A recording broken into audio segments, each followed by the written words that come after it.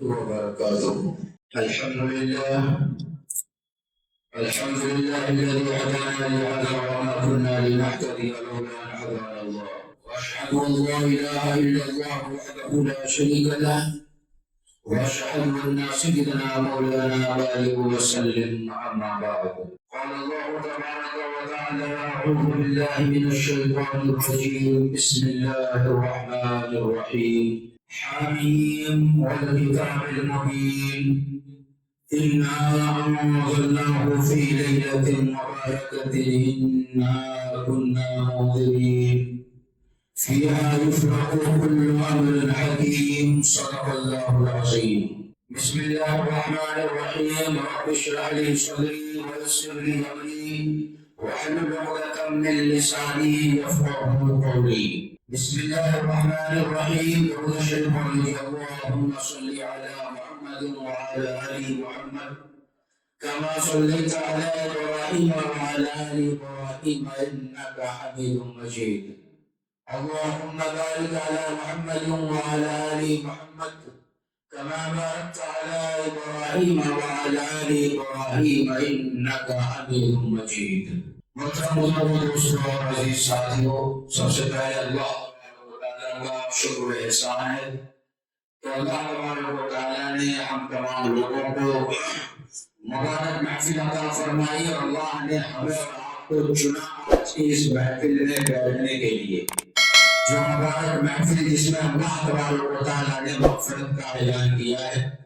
میری دعا ہے کہ اللہ تبارک و تعالیٰ آخر تک ہم سبوں کو مل کر کے بیٹھنے کی توفیق عطا فرمائے، آمین۔ قبل اس کے آج کی رات کے تعلق سے میں کچھ آپ کے سامنے حاضر ہوں، اس سے پہلے ایک لطیفہ آپ حضرات کے سامنے، اس سے پہلے میں خود چارج ہو جاتا ہوں پانی پی کر کے، جب پیٹرول رہے گا تو گاڑی اچھی چلے گی۔ بسم اللہ۔ 3 خاتون ٹرین میں سفر کر رہی تھی۔ آپ لوگوں نے ٹرین میں سفر کیا ہے؟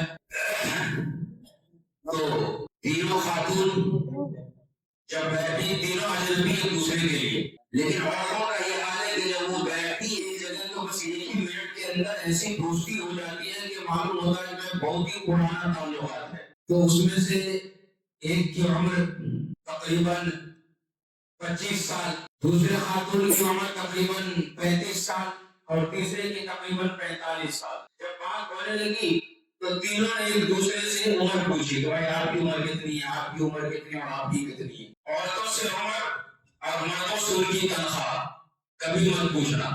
یہ دونوں سوال کا جواب آپ کو ایسا ملے گا کہ وہ صحیح نہیں ہوگا۔ کم تنخواہ والے زیادہ بتائیں گے، زیادہ والے اور زیادہ بتائیں گے، اور عمر جن کی زیادہ ہو وہ کم ہی کر کے بتائیں گے میری اتنی کم عمر ہے۔ تو جو تینوں خاتون نے ایک دوسرے سے عمر جو پوچھی کہ بھائی آپ کی عمر کیا ہے، آپ کی عمر کیا ہے، تو جس کی عمر 45 سال تھی اس نے کہا کہ میری عمر 35 سال ہے، سیدھا 10 سال کا۔ تو 35 سال والے سے پوچھا آپ کی عمر کتنی ہے، تو اس نے کہا کہ تو 10 سال کم ہوئی، دن میں کیا کرتے؟ اس نے کہا کہ 25 سال۔ اور 25 سال والے سے جب پوچھا گیا تو اس نے کہا کہ 15 سال۔ یہ تمام باتیں ایک 80 سال کا بوڑھا آدمی اوپر والے سیٹ پہ بیٹھ کر کے سن رہا تھا۔ یہ سننے کے بعد وہ فوراً نیچے گیا اور رونے لگا۔ تو ان عورتوں نے کہا اندر اندر کیا ہوا، کیوں رو رہے ہو؟ تو وہ 80 سال کا بوڑھا آدمی کہتا ہے کہ مجھے اندر مت کہو، میں ابھی بھی پیدا ہوا ہوں۔ تو آپ تمام حضرات میری باتوں کی طرف میری طرف متوجہ ہوئیے، اور جو بھی باتیں کہی جائیں ارادہ کیجیے کہ انشاءاللہ عمل کی نیت سے سنیں گے، اور میری دعا یہ ہے کہ اللہ ہم سبوں کو جو بھی باتیں کہی جائیں ان تمام باتوں پہ عمل کی توفیق عطا فرمائے، آمین۔ دیکھیے یہ مبارک رات جس کو شب برات کہا جاتا ہے، یہ فرشتوں کے لیے عید کی رات ہے۔ جس طریقہ پر ہم زمین پہ رہنے والوں کے لیے 2 عیدیں ہوا کرتی ہیں، ایک عید الفطر رمضان کی عید اور ایک عید الاضحیٰ بقرعید کی عید، اسی طریقہ پر آسمان پہ رہنے والے فرشتوں کے لیے بھی 2 راتیں عید کی راتیں ہیں۔ ایک یہ رات جس کو شب برات کہا جاتا ہے، اور دوسرا رمضان کے اندر اللہ تبارک و تعالیٰ وہ رات دیتا ہے جس کو شب قدر کہا جاتا ہے. یہ 2 راتیں فرشتوں کے لیے عید کی راتیں ہیں. جس طریقہ پر ہم زمین پہ رہنے والے عیدین کے اندر خوشیاں مناتے ہیں، اسی طریقہ پر ان 2 راتوں کے اندر آسمان پہ رہنے والے فرشتے بھی خوشیاں مناتے ہیں. تو یہ 2 راتیں اللہ تبارک و تعالیٰ نے فرشتوں کے لیے عید کی رکھی ہیں، اور اس عید کی رات میں ہم اور آپ جمع ہوئے ہیں. یہ مبارک راتیں نبی کریم صلی اللہ علیہ وسلم کی زندگی میں بھی آئی، اور نبی کریم صلی اللہ علیہ وسلم کو اللہ تبارک و تعالیٰ نے فرشتے حضرت جبرائیل علیہ السلام کے ذریعے سے بتایا. چنانچہ حدیث کے اندر بیان فرمایا گیا، حضرت انس رضی اللہ تعالیٰ عنہ بیان فرماتے ہیں کہ میں دفعہ نبی کریم صلی اللہ علیہ وسلم کی خدمت اقدس میں مسجد نبوی میں ہوں. صحابہ کرام کی ایک بڑی تعداد موجود ہے، اور نبی کریم صلی اللہ علیہ وسلم شب برات سے متعلق کچھ باتیں بیان فرما رہے ہیں. اسی درمیان میں نبی کریم صلی اللہ علیہ وسلم نے حضرت انس کو اما جان عائشہ صدیقہ رضی اللہ تعالیٰ عنہ کے پاس بھیجا کچھ کام سے. حضرت انس رضی اللہ تعالیٰ عنہ صحابی رسول ہیں جو نبی کریم صلی اللہ علیہ وسلم کی خدمت بچپن سے کرتے ہوئے آ رہے ہیں. اس لیے آپ نے اپنے گھر میں اما جان عائشہ صدیقہ رضی اللہ تعالیٰ عنہ کے پاس کچھ کام سے بھیجا. حضرت انس یہ کہتے ہیں کہ جب میں اما جان کے پاس پہنچا تو میں نے یہ کہا کہ اما جان یہ کام جلد سے جلد کر دیجیے، چونکہ میں نے نبی کریم صلی اللہ علیہ وسلم کو مسجد نبوی میں اس حال میں چھوڑا ہے کہ آپ صحابہ کرام کے درمیان شب برات سے متعلق احادیث بیان فرما رہے تھے، ان کی فضیلت کو بیان فرما رہے تھے، اہمیت کے اوپر گفتگو فرما رہے تھے. تو اما جان عائشہ صدیقہ رضی اللہ تعالیٰ عنہ نے ارشاد فرمایا کہ انیس میرے پاس آ کر کے بیٹھو، میں تمہیں نبی کریم صلی اللہ علیہ وسلم کا عمل بتلاتی ہوں. چنانچہ حدیث کے اندر بیان فرمایا گیا کہ حضرت انس رضی اللہ تعالیٰ عنہ وہیں بیٹھ گئے. اما جان ارشاد فرمانے لگ گئی. اما جان عائشہ صدیقہ رضی اللہ تعالیٰ عنہ ارشاد فرماتی ہیں ایک بار اس رات کے اندر نبی کریم صلی اللہ علیہ وسلم میرے ساتھ حجرات کے اندر تشریف فرما تھے. ہم بھی آرام کرنے لگے اور نبی کریم صلی اللہ علیہ وسلم بھی آرام کرنے لگے. جب آدھی رات گزرنے کے بعد میری آنکھ کھلی تو ایسی صورت میں ہم نے محمد مصطفیٰ صلی اللہ علیہ وسلم کو بستر کے اوپر نہ پایا. تو میرے دل میں خیال آیا کہ پتہ نہیں آپ کہاں گئے ہیں، کسی دوسری جوزہ کے گھر تو تشریف نہیں لے گئے.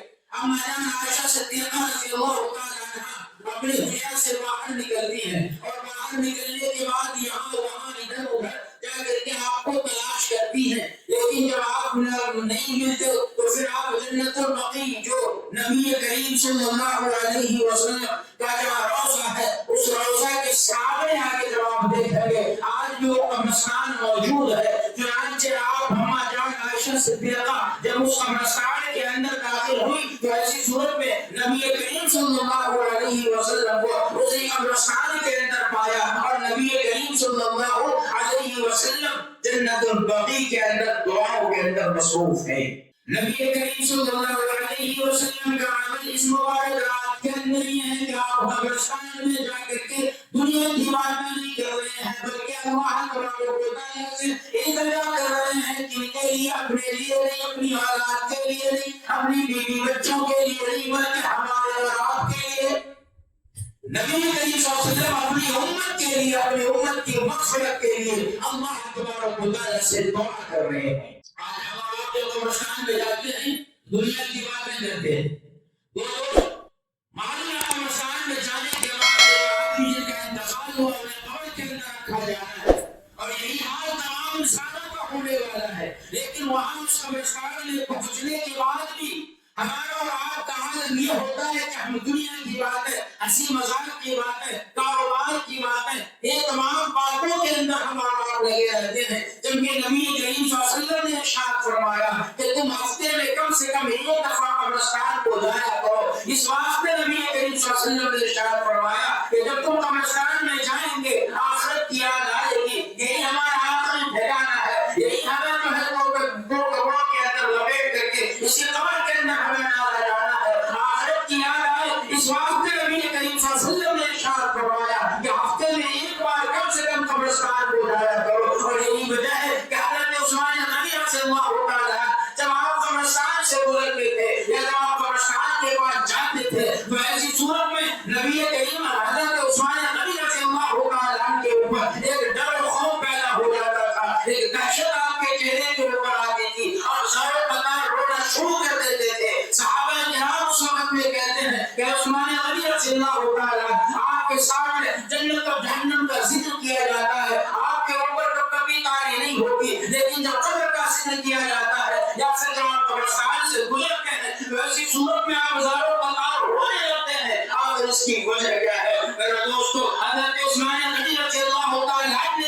فرمایا کہ یہ جو قبر کی منزل ہے یہ آخرت کی منزلوں میں سے سب سے پہلی منزل ہے. اس منزل میں جس کو کامیابی مل گئی ماں بقیہ منزلیں بھی ان کی کامیاب ہو جائے گی. اس واسطے میں روتا ہوں ڈرتا ہوں اور ہمیشہ دعائیں کرتے رہتا ہوں کہ قبر کی پہلی منزل میں یا اللہ میری کامیابی عطا فرما دے.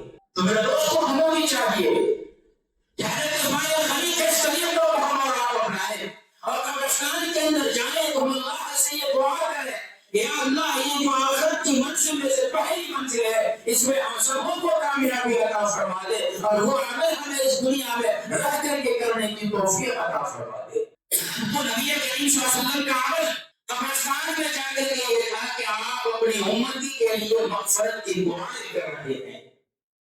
آج ہم اور آپ بھی اگر قبرستان میں جائیں تو اپنے مرحومین کے لیے مغفرت کی دعائیں کریں, اپنے رشتہ داروں کے لیے مغفرت کی دعائیں کریں, جو گزر چکے ان سبوں کے لیے مغفرت کی دعائیں کریں. الحمدللہ ہمارے پاس اپنے پاس تو اچھا انتظام ہے اور کچھ شور شرابہ قبرستان کے اندر نہیں ہے, لیکن کئی قبرستانوں کے بارے میں سنا, کتابوں میں پڑھنے کو ملا کہ بعض قبرستان کے اندر میلے لگتے ہیں, عورتوں کے بھی آنے کا انتظام, مردوں کے بھی آنے کا انتظام, عورتوں اور مرد کا مکمل طور پہ خلق مرد ایک جگہ پر جاتے ہیں قبرستان کے اندر.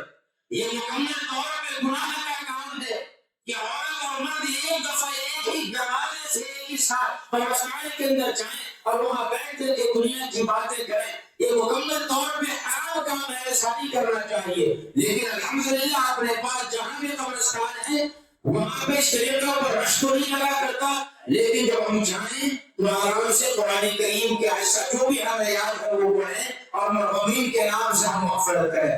اللہ تعالیٰ ان باتوں میں عمل کی توفیق عطا فرمائے.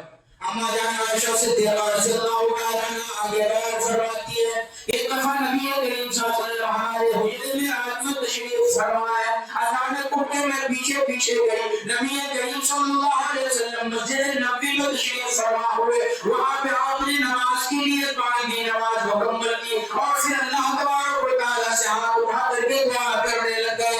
لمبی دعا کی. ہمارے یہاں عائشہ صدیقہ رضی اللہ عنہا بیان فرماتی ہے کہ جب میں نے دیکھا کہ آپ دعا کر رہے ہیں اور دعا کافی خوبصورت انداز میں کر رہے ہیں تو میں بھی دعا کے اوپر ہاتھ اٹھائی کہ میں آپ کی دعا کے اوپر آمین کہنے والے بن جاؤں. نبی کریم صلی اللہ علیہ وسلم کی دعا اتنی لمبی ہوئی کہ اللہ عائشہ صدیقہ یہ کہتی ہے کہ ہاتھ اٹھائے میرے اس کوڑیوں کے اندر درد شروع ہو گیا تو میں نے ہاتھ کو نیچے چھوڑ دیا, پھر اس کے بعد ہاتھ اٹھایا, پھر سے کوڑیوں میں درد شروع ہوا, پھر ہم نے ہاتھ کو نیچے چھوڑا, تیسری دفعہ ہاتھ اٹھایا. اس طریقے پر لمبی دعا آپ نے کی ہے. اس سے ہر تمام مسلمانوں کو یہ سبق ملتا ہے کہ جب یہ مبارک رات شب برات کے اللہ تبارک و تعالیٰ نے ہمیں اور آپ کو دیا ہے تو نبی کریم صلی اللہ علیہ وسلم کا وہ طریقہ ہمیں اپنانا ہے کہ اللہ کے نبی صلی اللہ علیہ وسلم مسجد نبوی میں نوافل کے اندر مصروف ہیں. اللہ نے ہمیں یہ مسجد دی ہے, آپ کو اپنا گھر دیا ہے, آپ اپنے گھر میں ہو یا پھر مسجد میں ہو,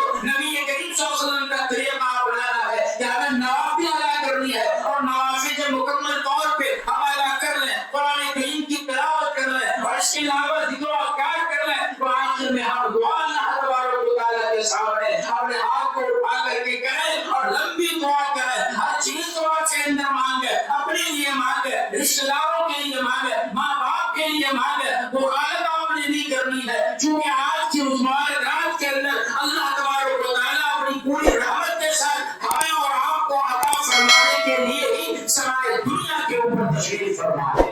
اس لیے بخارت سے کام مت لیجیے, دعا لمبی کیجیے اور مانگیے اللہ تبارک و تعالیٰ سے.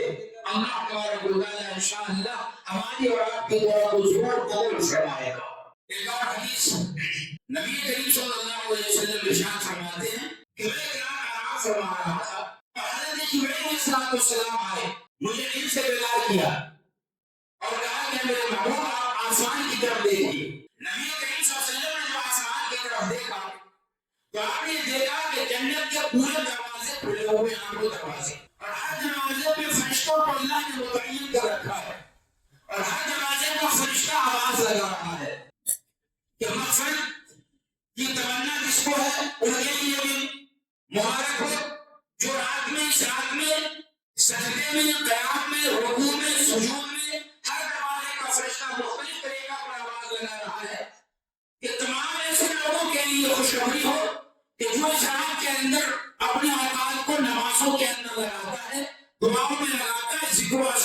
جاتا ہے۔ نبی کریم صلی اللہ علیہ وسلم نے حضرت جبرائیل علیہ سے پوچھا کہ جبرائیل یہ رات یہ دروازے کب سے کب تک کھلے رہتے ہیں؟ تو جبرائیل امین نے ارشاد فرمایا کہ مغرب سے لے کر کے فجر کے وقت تک یہ دروازہ مکمل طور پہ کھلا رہتا ہے اور فرشتے یوں ہی آواز لگاتے رہتے ہیں۔ دروازہ تو روز کھلتا ہے لیکن روزانہ رات کے آخری پہر کے اندر کھلتا ہے، لیکن آج اس رات کی مبارک اس طریقہ اور مبارک رات ہے کہ اللہ تبارک و تعالیٰ اس رات میں آسمان کے اور جنت کے دروازے کو مغرب سے کھول دیتا ہے تاکہ ہر کوئی اس رات میں زیادہ سے زیادہ عبادت کر کے اللہ تبارک و تعالیٰ کا قرب حاصل کر لے۔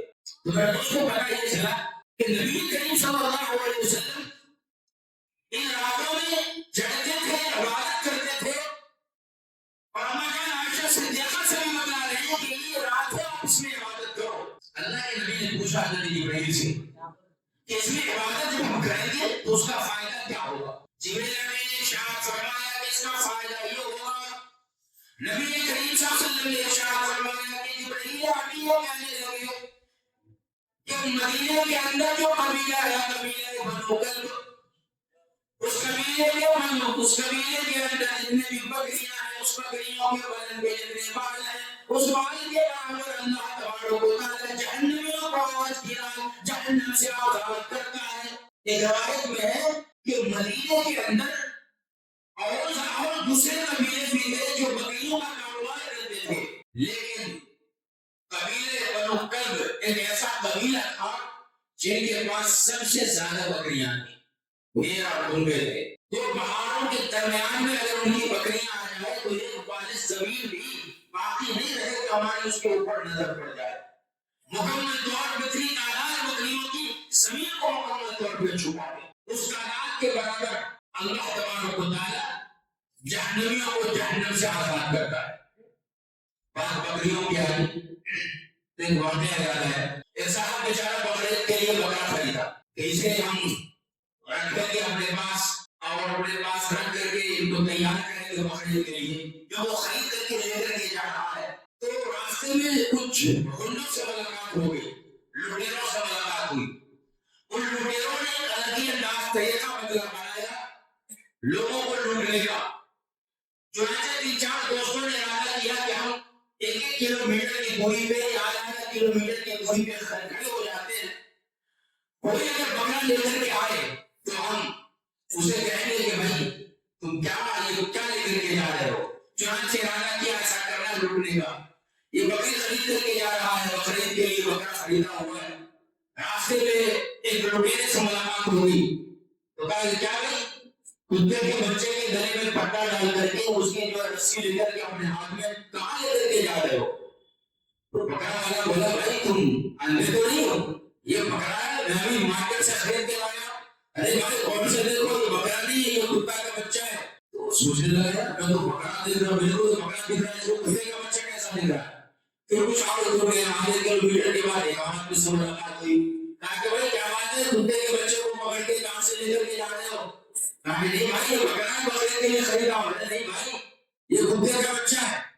پھر کچھ اور آگے گیا اور آگے جانے کے بعد ایک اور آدمی سے ملاقات ہوئی، پوچھا کہ بھائی کتے کے بچے کو کہاں لے کر کے چلے جا رہے ہو؟ کہا کہ نہیں بھائی یہ بکرا ہے، بکرا نہیں کتے کا بچہ ہے۔ اور ایک نہیں دو 3 آدمی جب بول دیا کتے کا بچہ ہے تو اس نے وہیں پہ اس کو چھوڑ دیا اور آگے چل گیا۔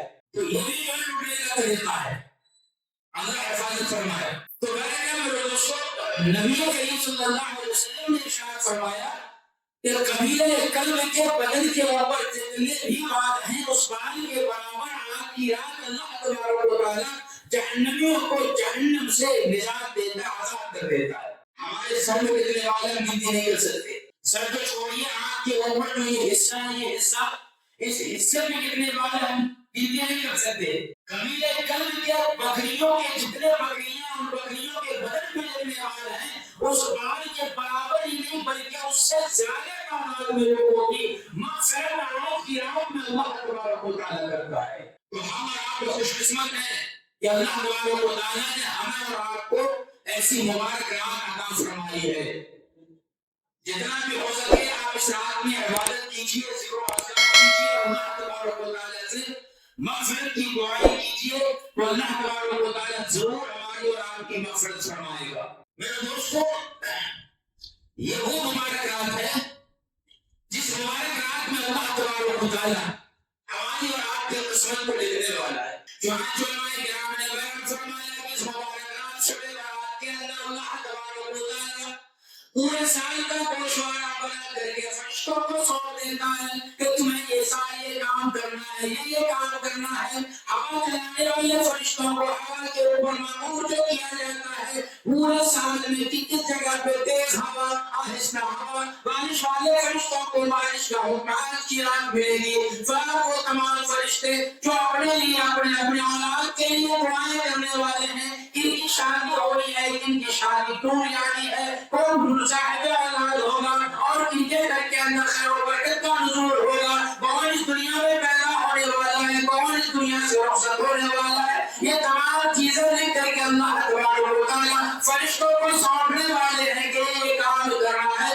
چنانچہ وہ تمام کے تمام فرشتے اللہ کے بتائے ہوئے اس فہرست کے مطابق پورے سال ڈیوٹی کو انجام دیتے ہیں، مکمل طور پہ ڈیوٹی کو انجام دیتے ہیں۔ اس لیے اللہ کے آپ نے بیان فرمایا کہ جب یہ مبارک رات ہے جس کے اندر ہماری قسمت لکھی جانی ہے، تو ایسی صورت میں قسمت کا جب لکھا جائے اس سے پہلے ہم اللہ تبارک و تعالیٰ کے حضور رو کر کے گڑگڑا کر کے ہم دعائیں کرتے رہیں تاکہ اللہ تبارک و تعالیٰ ہماری قسمت میں اچھی باتیں لکھ دے۔ جب اللہ کے نبی صلی اللہ علیہ وسلم سے پوچھا گیا کہ آپ شعبان کے مہینہ میں کثرت سے روزہ رکھتے ہیں، آخر اس کی وجہ کیا ہے؟ تو اللہ کے نبی صلی اللہ علیہ وسلم نے ارشاد فرمایا کہ میں کثرت سے روزہ اس لیے رکھتا ہوں اور عبادت اس کے اندر زیادہ سے زیادہ اس مہینے میں اس لیے کرتا ہوں کہ اس مہینے کی بدلے کی رات کو اللہ تبارک و تعالیٰ کے نزدیک ہر ایک انسان کے اعمال کو پیش کیا جاتا ہے، اور پھر اللہ تبارک و تعالیٰ اسی اعمال کو دیکھ کر کے انسان کی قسمت کو لکھتا ہے۔ میں یہ سوچتا ہوں کہ جب ہمارا اعمال اللہ کے سامنے پیش کیا جائے تو ایسی صورت میں ہم حالت روزہ میں ہوں اور عبادت کر رہے ہوں۔ جب نبی کریم صلی اللہ علیہ وسلم مکمل طور پہ تمام گناہوں سے پاک اور مغفور مکمل طور پر، نبی کریم صلی اللہ علیہ وسلم کا عمل یہ تھا اس مبارک مہینے کے اندر کثرت سے روزہ بھی رکھتے تھے اور عبادتیں بھی کثرت سے کیا کرتے تھے۔ نبی کریم صلی اللہ علیہ وسلم کا کثرت سے روزہ رکھنا اور کثرت سے عبادت کرنا یہ قیامت تک آنے والے مسلمانوں کو سبق دینا تھا کہ جب ایک نبی ہو کر کے جب کہ نبی مکمل طور پر ان کے اوپر جنت واجب ہے، ہر گناہوں سے معصوم اور پاک ہے، لیکن ذمہ اور عبادت کر رہے ہیں، ہم تمام مسلمانوں کو اس عبادت کے ذریعے سے یہ سبق دینا تھا کہ جب ایک نبی عبادت میں مصروف ہے تو مسلمانوں ہماری اور آپ کی زندگی تو صبح اٹھنے سے لے کر کے رات کے سونے تک گناہوں کے اندر گزرتا ہے، تو پھر ہم اور آپ عبادت کے اندر کیوں نہ ان اوقات کو ان دنوں کو گزاریں۔ اس لیے ہمیں بھی چاہیے کہ ہم عبادتوں کے اندر ان دنوں کو گزاریں گے۔ جب آپ ہم میں سے کسی کو حکومت کی طرف سے کوئی سزا لکھنا متعین کر دیا ہو، کہ کوئی جج ہو، کسی آدمی کا مقدمہ اس کے پاس پہنچا اور مقدمہ پہنچنے سے پہنچا اور 3 تاریخ مبین ہو گئی کہ فلاں تاریخ کو فلاں کے لیے فیصلہ لکھا جانا ہے، اور ان کی جو سزا ہے اس سزا کے حساب سے ایسا معلوم ہوتا ہے کہ عمر قید کی سزا ہوگی یا پھر پھانسی کی سزا ہوگی یا پھر کون اور سزا ہوگی۔ اس طریقہ پر جب بندے کو معلوم ہو جائے تو ایسی صورت میں وہ بندہ یہ چاہے گا کہ فیصلہ لکھے جانے سے پہلے میں جج کے پاس پہنچ جاؤں اور اپنی منت سماجت جا کر کے وہاں پہ کروں، روؤں گڑگڑاؤں، اس طریقہ پر ان کے سامنے ہاتھ جوڑوں، ہاتھ باندھ کر کے کھڑا ہو جاؤ اور ان سے میں سماعت منت کروں کہ ہمارے لیے سزا کو کچھ کم کر دیجیے۔ تو آپ ذرا سوچیے کہ اگر جب تک وہ فیصلہ نہیں لکھا گیا ہے، فیصلہ کے لکھے جانے سے پہلے اگر یہ شخص وہاں پہنچ جاتا ہے، منت و سماجت کرتا ہے، تو ایسی صورت میں وہ فیصلے میں آسانی پیدا ہوگا اور اس کے سزا کو کم کر کے لکھا جا سکتا ہے۔ وہاں پہ لکھنا آسان ہے کیونکہ ابھی اس نے لکھا نہیں ہے، لکھے جانے سے پہلے اگر وہ پہنچ جاتا ہے تو فیصلہ کو اپنے حق میں کرنا آسان ہے، یا سزا کے اندر تھوڑی سی تخفیف کرا لینا یہ آسان ہے۔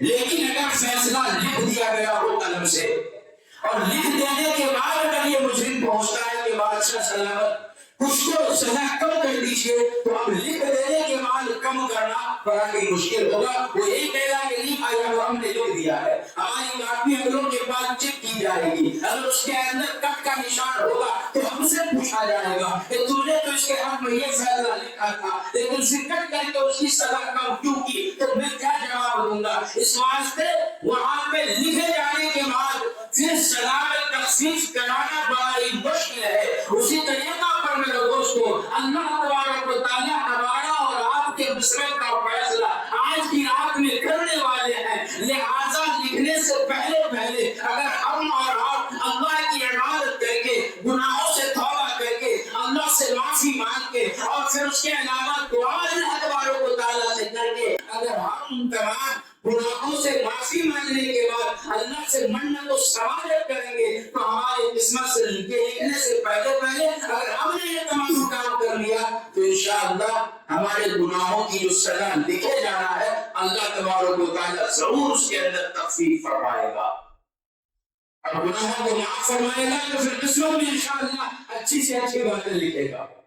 اس لیے میرے دوستو اس رات کو آپ ہلکے میں مت لیجیے، نہایت ہی مبارک رات جس میں پورے سال کا گوشوارہ بنایا جانا ہے، ہماری اور آپ کی قسمت کو لکھا جانا ہے۔ ہر کوئی یہ سوچتا ہے کہ ہمیں پوری سال ہم دعا کرتے ہیں اور یہ شک کے اندر رہتے ہیں کہ اللہ نے ہماری دعا نہیں کی، ہم شکایتیں بھی مساوات کر دیتے ہیں، لیکن اللہ تبارک و تعالیٰ نے آج ہماری اور آپ کے گناہوں کو معاف فرمانے کے لیے، باتوں کو سننے کے لیے، دعاؤں کو قبول فرمانے کے لیے ہی سارے دنیا کے اوپر اللہ اپنی پوری رحمت کے ساتھ تشریف فرمائے۔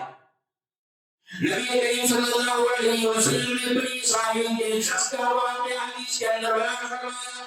آپ نے شاہ فرمایا کہ بنی اسرائیل کے اندر ایک نوجوان تھا جو علیان کو گناہوں کے اندر مصروف تھا، اس طریقہ پر گناہوں کرتا رہا، گناہوں پہ گناہ کرتا رہا، گھر والے پریشان، ماں باپ پریشان، بھائی بہن پریشان، ان کے گناہوں کو دیکھ کر کے میں سمجھایا نہ مانا، تو ایسی صورت میں ماں باپ نے ان کو اپنے گھر سے نکال دیا، پھر محلے والوں نے محلے سے نکال دیا، پھر شہر والوں نے شہر سے نکال دیا، اور جگہ برابر اسے ٹھہرنے کی شہر کے اندر اجازت نہیں دی، اور یہ نوجوان شہر سے نکل کر کے جنگل میں گیا، کھانے پینے کی کچھ چیزیں اپنے ساتھ رکھ لیا، چند دنوں کے بعد کھانا پینا اور مکمل طور پہ ختم ہو گیا، تو ایسی صورت میں یہ سوچنے لگا کہ میں کھاؤں کیا، بغیر کھائے ہوئے، اس طریقہ پر ان کی طبیعت خراب ہونے لگ گئی، وہ بیمار پڑ گیا، حکیم نہیں، ڈاکٹر نہیں، کہیں کوئی آس پاس میں کوئی خدمت گزار نہیں، وہ کس کی مدد میں الغرض بیماری بڑھتی چلی گئی، اور اس طریقہ پر بیماری بڑھی کہ مرض وفات میں مبتلا ہو گیا،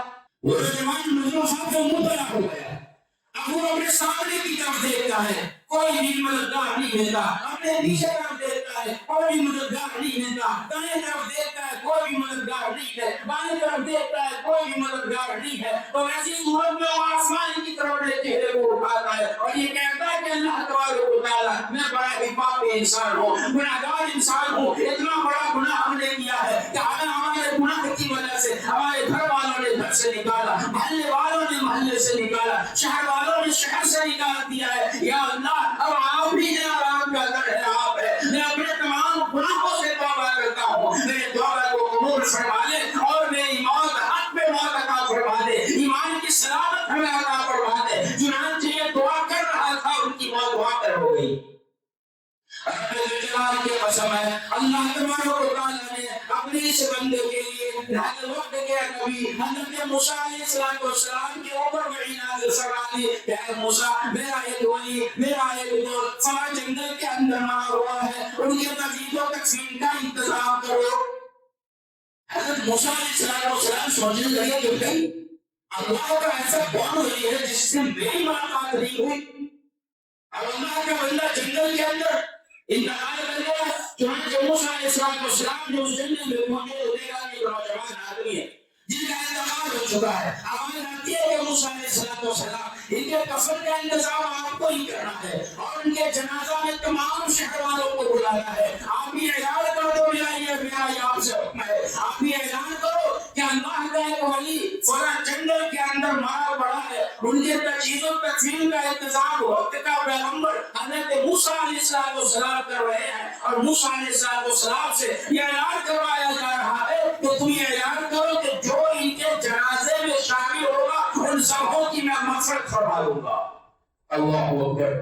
جب یہ اعلان حضرت موسیٰ علیہ السلام نے کیا تو سارا شہر بھائی ہم گناہوں سے معافی چاہتے ہیں، گناہ ہمارے معاف ہونے، جنازے میں شریک ہوں گے، گناہ معاف ہو گئے تو بڑی اچھی بات ہے۔ لہذا سارا شہر اس جنگل کی طرف دوڑ پڑا۔ رب ذوالجلال کی قسم ہے جب محلے والے اور شہر والے اس نوجوان کے پاس پہنچے، اس کے قریب پہنچے تو حضرت موسیٰ علیہ السلام سے کہنے لگے کہ اے موسیٰ کیا آپ اعلان کر رہے ہو؟ یہ تو وہی گناہ گار آدمی ہے جن کے گناہ کی وجہ سے ہم لوگوں نے ان کو اپنے گاؤں محلے اور شہر سے نکالا ہے۔ اب حضرت موسیٰ علیہ السلام اللہ تبارک و تعالیٰ سے دعا کرنے لگے کہ یا اللہ ہمارا کیا ہے؟ گاؤں والے محلے والے کہہ رہے ہیں کہ یہ گناہ گار ہیں اور آپ کہہ رہے ہیں کہ یہ آپ کا دوست ہے، مجھے سمجھ میں نہیں آ رہا۔ اللہ تبارک و تعالیٰ نے ارشاد فرمایا کہ اے موسیٰ یہ گاؤں والے محلے والے بھی سچ کہہ رہے ہیں اور میں بھی ٹھیک کہہ رہا ہوں۔ یہ واقعہ بڑا ہی گناہگار کام، بڑا ہی بے گناہگار انسان تھا، لیکن جب ان کو محلے والوں نے کے گھر سے نکالا، جب یہ جنگل کے اندر آیا تو ایسی صورت میں انہوں نے اپنے آپ کو تنہا پایا، مدد کے لیے سامنے دیکھا کوئی نظر نہ آیا، پیچھے دیکھا کوئی نظر نہ آیا، دائیں اور بائیں دیکھا کوئی انسان نظر نہیں آیا، تو اس نے اس وقت میں میرے سے دعا کی، میری طرف دیکھا، میری رحمتوں کو اپنی ترچھی نظر سے دیکھا، تو ایسی صورت میں میرے سے دعا کی، گناہوں سے توبہ کیا، میں نے ان کے توبہ کو قبول فرمایا، ان کے گناہوں کو معاف فرما دیا۔ لیکن یاد رکھو موسیٰ اگر اسی وقت میں یہ انسان، یہ میرا بندہ تمام دنیا میں رہنے والے انسانوں کے لیے مغفرت کی دعا اس وقت میں کرتا تو میں پورے انسانوں کی مغفرت فرما دیتا۔ اس طریقہ پر اللہ تبارک و تعالیٰ ایسے گناہگار بندوں کو جب معاف فرما دیتا ہے تو ہم اور آپ کو الحمدللہ پھر بھی ٹھیک ہے کہ اللہ نے ہمیں مبارک گھڑی عطا فرمائی ہے، تو اللہ تبارک و تعالیٰ اسی رحمت کے ساتھ سوائے دنیا کے اوپر تشریف فرما ہے ہماری اور آپ کی مغفرت کرنے کے لیے، لہذا ہمارا گناہوں سے توبہ کریں۔ اللہ تبارک و تعالیٰ کی رحمت آج جوش مار رہی ہے۔ نبی کریم صلی اللہ علیہ وسلم نے ارشاد فرمایا کہ ایک بندہ دنیا میں ایسا زندگی گزارے گا جن کے گناہ اور نیکی جب ملایا جائے گا تو 50-50 ہوگا، 50% نیکی نیک کام کیا ہوگا اور 50% جو گناہ کا کام کیا ہوگا۔ جب نکاح انتقال ہوگا تو اللہ تبارک و تعالیٰ نے آخرت کے اندر ایک ایسی جگہ کے لیے بنا کر کے رکھی ہے کہ ایک طرف سے جنت کی ہوا بھی آئے گی اور دوسری طرف سے جہنم کی بھی ہوا آئے گی، اس درمیان میں اس کو رکھا جائے گا چونکہ گناہ اور نیکی 50-50 ہے۔ جب اس بندے کو جگہ میں رکھا جائے گا تو سامنے اس کے جہنم ہوگا اور جہنم کی ہوا ادھر سے آ رہی ہوگی، گرم گرم ہوا، اس ہوا کو برداشت نہیں کر سکے گا، لیکن پیچھے سے شاندار ٹھنڈی ہوا آئے گی تو وہ سوچے گا کہ بھائی یہ پیچھے سے اتنی اچھی اور ٹھنڈی ہوا آ رہی ہے، ذرا پیچھے پلٹ کر کے دو گے، چنانچہ وہ پیچھے پلٹ کے دیکھے گا تو دیکھے گا کہ بہت ہی خوبصورت محل ہے، اور خوبصورت محل سے پہلے اس کو نظر آئے گا ایک نہر پانی کا، تو اللہ تبارک و تعالیٰ سے وہ دعا کرے گا کہ یا اللہ پیاس کی شدت لگی ہوئی ہے اور آپ نے ذرا نہر کے قریب ہمیں پہنچانا ہے، پہنچا دیجیے تاکہ میں ذرا کچھ سکون محسوس کر سکوں۔ تو اللہ تعالیٰ اس کو بندے کو کہے گا کہ یاد رکھو نہر کے قریب جانے کی تو دعا کرنا، میں تمہاری دعا کو قبول کرتا ہوں، لیکن نہر کے قریب جانے کے وعدہ خلافی نہ کرنا، کچھ وعدہ خلافی نہیں ہوگا۔ نبی کریم صلی اللہ علیہ وسلم نے ارشاد فرمایا کہ وہ نہر کے قریب چلا جائے گا، نہر کے قریب جانے کے بعد وہ اللہ سے التجا کرے گا کہ یا اللہ جب نہر کے قریب لا دیا تو ذرا اندر بھی داخل ہونے کی اجازت دے دے۔ اللہ پاک کہے گا کہ بڑا بندہ تو دنیا کے اندر بھی وعدہ خلافی کرتا تھا، اب آخرت کے اندر بھی آنے کے وعدہ خلافی کر رہا ہے، نہر میں اترنے کی انتظار کر رہا ہے۔ اللہ کہے گا کہ ٹھیک ہے چلا، نہر میں اترنے کی اجازت دے دی۔ اب وہ نہر میں اترے گا، وہ بندہ اترنے کے بعد وہ نیچے ایسا جھکے گا، ہاتھ میں پانی لے گا تو دیکھے گا نہایت ہی صاف و شفاف پانی ہے، وہ اللہ سے پھر دعا کرے گا کہ یا اللہ پیاس کی شدت ہے، پانی پینے کی اجازت دے دے، اس کے علاوہ کچھ آپ سے تمنا نہیں کروں گا۔ تو اللہ کہے گا کہ وعدہ خلافی کر رہا ہے، ٹھیک ہے جا پینے کی اجازت اجازت دیتا ہوں۔ رب کائنات کی قسم ہے جب وہ نیچے چھوڑے گا پانی اپنے ہاتھ میں لے گا اور لینے کے بعد جب وہ پانی پیے گا سکون محسوس کرے گا، پیاس ختم ہو جائے گی، پھر اس کے بعد جو ہی وہ اپنے ہاتھ کو کھولے گا پانی پینے سے فارغ ہوگا تو جنت کا دروازہ نظر آئے گا، وہ اللہ پاک سے کہے گا کہ یا اللہ پانی تو پی لیا، نہر میں داخل بھی ہو گیا، اب ایسی صحابہ جناب میری ایک دعا ہے، میری ایک تمنا ہے کہ وہ جنت کا جو دروازہ نظر آ رہا ہے وہ دروازے تک مجھے پہنچا دے، میں جنت کو دور سے دیکھنا چاہتا ہوں۔ چنانچہ اس کو قریب کر دیا جائے گا، جنت کے دروازے کے قریب وہ پہنچے گا تو پھر کہے گا کہ یا اللہ آپ نے جنت کے دروازے کے قریب کو ہمیں لا دیا، اب اگر ہمیں آپ جنت کے اندر جانے کی اجازت دے دیجیے، میں یوں گیا یوں پلٹ کر کے آ گیا، وہاں رکوں گا نہیں، صرف جنت کی رات کروں گا اندر سے، پھر اس کے بعد واپس آ جاؤں۔ تو اللہ تبارک و تعالیٰ کہے گا کہ بندہ دنیا کے اندر بھی وعدہ خلافی کرتا تھا اور آج بھی کر رہا ہے، لیکن چل میری رحمت کے دروازے دیکھ میں کس طریقہ پر تمہارے لیے کھولتا ہوں۔ چنانچہ اس بندے کو جنت میں داخلے کی اجازت مل جائے، یعنی جنت کے اندر جانے کی اجازت ملے گی، وہ جنت میں جائے گا بس چلتا ہی چلا جائے گا، جا رہا ہے وہ جا رہا ہے، پورا جنت میں گھوم کر کے چکر لگا رہا ہے۔ اللہ پاک کہے گا کہ میرے بندے اب تو گھوم لیا، جنت میں تم داخل ہو گیا، اب تو واپس آ جا۔ تو بندہ کہے گا کہ اللہ تبارک و تعالیٰ اب تو آپ بھی ہمیں جنت سے باہر نہیں نکالیں گے، وہ کیوں؟ تو وہ بندہ کہے گا کہ ہم نے محمد مصطفیٰ صلی اللہ علیہ وسلم کی حدیث سنی تھی، علماء کرام نے بیان فرمایا تھا کہ جب اللہ تبارک و تعالیٰ کسی بندے کو ایک بار جنت میں داخل کر دے گا تو پھر اسے جنت سے باہر نہیں نکالا جائے گا۔ آپ نے مجھے جنت میں داخل کیا تو پھر کس طریقہ پر آپ نکال سکتے ہو؟ میں وہ آپ کا بندہ ہوں، اللہ خلافی تو میری عادت ہے، میں کر رہا ہوں، دنیا میں بھی کیا اور یہاں بھی آپ کے سامنے کیا، لیکن آپ تو وعدہ کر پکے ہو، مجھے امید ہے کہ آپ وعدہ خلافی نہیں کریں گے۔ تو اللہ پاک اس وقت میں اس بندے کی اس ادا کے اوپر مسکرائے گا، اس بندے کو اپنا وعدہ تو یاد نہیں رہا لیکن اللہ کا وعدہ اسے یاد ہے، بس اسی وعدے کو یاد دلایا ہے۔ اللہ پاک یہ کہیں گے کہ جاؤ جنت تمہارے اوپر واجب ہوگی، جنت میں جاؤ تمہارا مقام میں بناتا ہوں، تو جس مقام کو چاہیں گے وہ مقام تمہیں عطا فرمایا جائے گا۔ تو اے دوستو اسی رحمت کے ساتھ اسی کرم کے ساتھ اللہ تبارک و تعالیٰ سمائے دنیا میں اب گنہگاروں کو معاف فرمانے کے لیے آئے ہوئے ہیں۔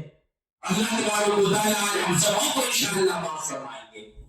لیکن میرے دوستو نبی کریم صلی اللہ علیہ وسلم نے ارشاد فرمایا 7 لوگ ایسے ہیں جن کی مغفرت اللہ تبارک و تعالیٰ اس دنیا کے اندر اس مبارک رات کے اندر بھی نہیں فرمائے گا۔ وہ 7 لوگ کون ہیں؟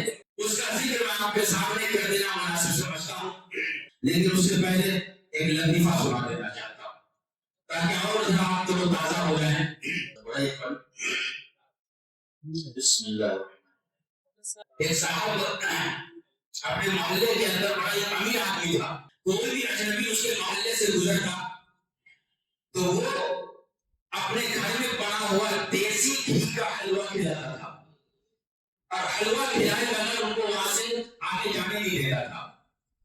ان کی سخاوت پورے شہر کے اندر مشہور ہو گئی، پورے گاؤں میں مشہور ہوئی، دور دور علاقہ کے اندر بھی لوگ جاننے لگے کہ بھائی فلاں گاؤں سے اگر تم جاؤ گے تو فلاں آدمی رہتا ہے، ان کے پاس سے ان کے محلے سے گزرو گے تو دیسی گھی کا حلوہ کھلائے بغیر وہ واپس نہیں آنے دیتا، لہٰذا ہر کوئی جو ہے پہنچ جاتا روز کا روز اور گھی کھا کر حلوہ کھا کر کے جاتا۔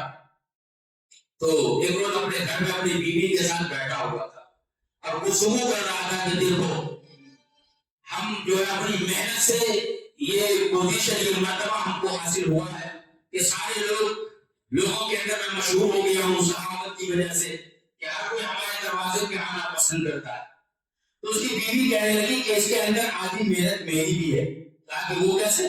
تاکہ میں حلوہ بنا کر کے میں دیتی ہوں، اگر میں حلوہ بنا کر کے نہ دوں تو پھر لوگ حلوہ کیسے کھائیں گے؟ تاکہ نہیں نکالتے، سارا سامان تو میں لے کر کے آتا ہوں، پیسہ میں کماتا ہوں، اپنی کمائی کے پیسے سے سامان میں لا کر کے دیتا ہوں۔ تو بیوی نے کہا کہ نہیں، اس میں آدھا حصہ میرا بھی رکھو، ورنہ جو عزت تمہاری بڑی ہوئی ہے بگڑنے میں وقت بھی نہیں لگے گا۔ تو شوہر نے کہا کہ ایسا پھر ٹھیک ہے دیکھیں گے، کہا کہ ٹھیک ہے دلا دی۔ چنانچہ اس واقعے کے چند دنوں کے بعد ایک مولوی صاحب اسی محلے سے گزرے اور بیچارے نہایت ہی شریف مولوی، کم بولنے والا اور بہت ہی دبلا پتلا کمزور انسان۔ جب مولوی کی ملاقات اس سخی آدمی سے ہوئی تو کہا کہ دیکھو مولوی صاحب، آپ اگر ہمارے پاس حلوہ کھلائے بغیر تو میں آپ کو جانے نہیں دوں گا۔ تو رکے، صبح کا وقت تھا، بیوی سے کہا جا کہ بھائی مولوی صاحب آئے ہوئے ہیں فلاں جگہ سے، آپ اس کے لیے حلوہ بناؤ۔ تو بیوی نے کہا کہ بھائی حلوہ کو ہم بنا دیں گے، لیکن حلوہ بنانے کے لیے جو گھی ہے وہ اپنے پاس ہے نہیں، سامان شکر وغیرہ بھی نہیں ہے، آپ لے کر کے آؤ۔ چنانچہ مولوی صاحب کو گھر میں بیٹھا دیے اور یہ گئے بازار خریداری کرنے کے لیے۔ جب شوہر خریداری کرنے کے لیے گیا تو بیوی جو ہے چولہے کے پاس بیٹھ کر کے کوٹ کوٹ کر کے رونے لگی۔ ابھی بیچارہ مولوی سوچنے لگا یار ان کی بیوی کیوں رو رہی ہے، خوب پھوٹ کر کے رونے لگی آواز کے ذریعے، تو کھسک کر کے آگے آنگن میں گئے، کہا کہ آپ کو کیا ہوا، کیوں رو رہی ہو، کیا آپ کا شوہر آپ کو ستاتا ہے؟ نہیں، ہمارا شوہر کبھی ہم کو نہیں ستاتا۔ تو تم کیا ہوا ہے؟ تو کہا کہ میں آپ کو دیکھ کر کے رو رہی ہوں۔ مجھے دیکھ کر کے کیوں؟ کہا کہ آپ کی حالت کو دیکھ کر کے رو رہی ہوں۔ میرا جو یہ شوہر ہے یہ دیکھنے میں تو شریف معلوم ہوتا ہے، لیکن یہ دیکھ رہے ہیں یہ مسل، اگلی مسل جو زمانے میں جو کچھ مسالہ وغیرہ اگلنے کے لیے ہوتا ہے، لکڑی موٹی سی ہوتی ہے، وہ کونے میں پڑا ہوا تھا۔ کہا کہ ہمارا یہ شوہر اصلی دیسی گھی کا حلوہ تو کھلاتا ضرور ہے، لیکن یہ مسل دیکھ رہے ہیں، اس مسل سے مار مار کر کے اسے المرا کر کے یہاں سے جو بھگا دیتا ہے۔ آپ تو نہایت ہی کمزور انسان ہو، ایک ہی مسل کے اندر مر جاؤ گے، تو آپ کی حالت دیکھ کر کے مجھے بنا رہا ہے۔ تو کہا کہ ہم کیا کریں؟ مولوی صاحب نے کہا کہ کرنا کیا ہے، ابھی ان کے آنے سے پہلے آپ یہاں سے بھاگ جاؤ اگر اپنی جان بچانا چاہتے ہو تو بیچارہ کہا کہ بھائی جان سلامت تو پکڑی آسان، حلوہ ہم کھاتے رہیں گے۔ وہ کھا گیا، ان کا جانا تھا۔ اب یہ سخی صاحب اپنے گھر میں پہنچے تو مولوی صاحب کو تلاش کیے تو نہیں ملے۔ بیوی سے پوچھا کہ مولوی صاحب کہاں گئے؟ تو کہا یار تمہارے مولوی تو بڑے ضدی نکلے۔ کہا کیا ہوا؟ کہا مسل دیکھ رہے ہیں، مسل مانگ رہے تھے میرے سے کہ مسل بڑا خوبصورت، مجھے مسل دے دو۔ تو میں نے کہا کہ نہیں بھائی، ہمارے شوہر کو آنے تو اس سے مانگ لینا، وہ تمہیں دے دیں گے۔ کہا کہ نہیں مجھے ابھی چاہیے۔ کہا کہ میں ابھی نہیں دے سکتی۔ تو اس سے آ کر کے بھاگ گئے۔ ایسا کیسا بھاگ گئے؟ مجھے چاہیے تھا تو تمہیں دے دینا تھا۔ تو اس نے کہا کہ بھائی میں کیسا دے دیتی، یہ سارا چیز آپ کا ہے، سارا سامان آپ کا ہے، یہ گھر مکمل آپ کا ہے، میں تو کچھ بھی نہیں ہوں، میں تو نوکرانی کی حیثیت سے ہوں، تو میں کیسے دے دیتی آپ کی پوچھ رہا ہے۔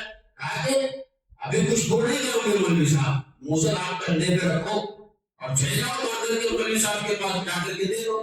تو بیوی کی بات آیا کہ ہاں یہ بات تو صحیح ہے، اس نے موزل کرنا پہ رکھا اور چل دیے۔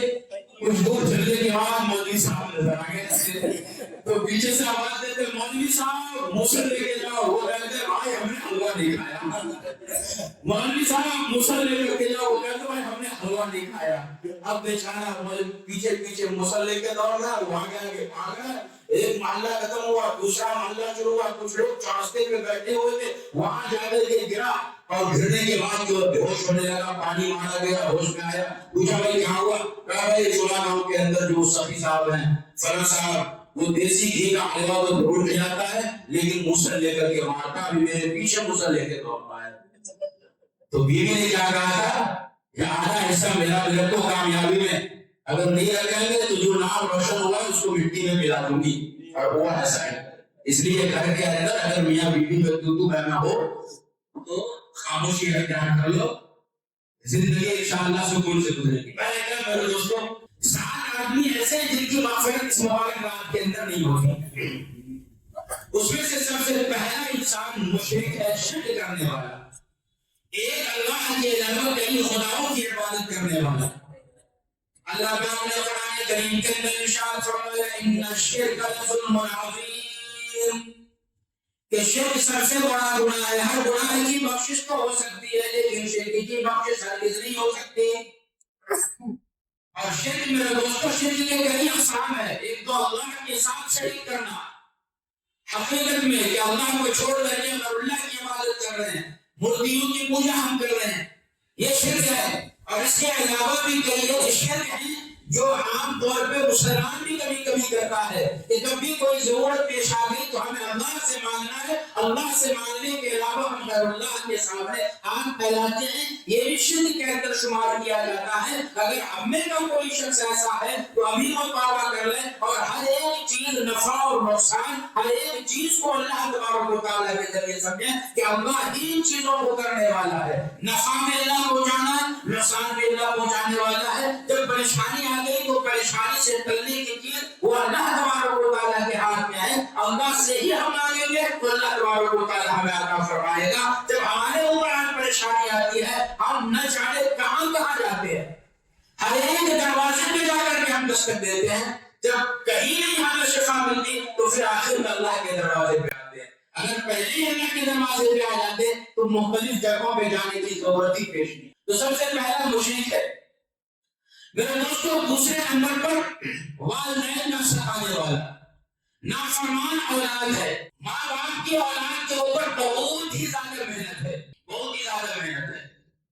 جب بچہ ماں کے پیٹ میں ہوتا ہے 9 مہینے تک ماں کی ایسی حالت ہوتی ہے کہ اپنی مرضی کی نہ کھا سکتی، نہ پہن سکتی، نہ اٹھ سکتی، نہ بیٹھ سکتی۔ باپ کی حالت ایسی ہوتی ہے میرے دوستوں کہ ابھی اس نے بچے کی شکل نہیں دیکھی، بچے کی بیماری نہیں دیکھی، لیکن مستقل ڈاکٹروں سے رابطے میں رہتا ہے کہ اگر میرے بیٹے کو سردی ہو گیا، زکام ہو گیا، نیمونیا ہو گیا، اللہ نہ کرے کسی بڑی بیماری یا چھوٹی چھوٹی بیماری کے اندر مبتلا ہو گیا تو اس کا علاج کیا ہوگا؟ دوستوں سے پوچھتا ہے، رشتے داروں سے پوچھتا ہے کہ سردی کا علاج کے کون ڈاکٹر بہتر ہوگا، بچوں کے لیے کون سب سے بہترین ڈاکٹر ہے۔ وہ تمام ڈاکٹروں کا وہ جو ہے تلاش کرتا ہے، اس کا ایڈریس معلوم کرتا ہے کہ اگر کبھی ایسا ہو گیا تو اپنے بچوں کو وہاں لے کر کے جائیں گے۔ رب کائنات کی قسم ہے ماں اور باپ کا احسان اپنے بچوں کے اوپر بہت ہی زیادہ ہوا کرتا ہے۔